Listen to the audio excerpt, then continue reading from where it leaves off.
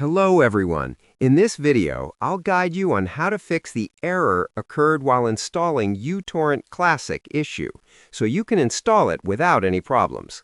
First, make sure you download the installer from the official uTorrent website. Using corrupted or unofficial files often causes installation errors, so always use a trusted source. Next, run the installer as administrator. Right-click the setup file and select Run as Administrator to give it full permissions. This step alone can fix many installation issues.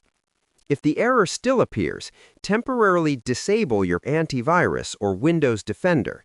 Sometimes security software blocks the installer, thinking it's unsafe. Just remember to turn it back on after installation. Another important step is to delete temporary files. Press Windows plus R, type %temp%, and remove all files from that folder, then try installing again. You should also check if any previous version of uTorrent is already installed. If yes, uninstall it completely before installing the new version.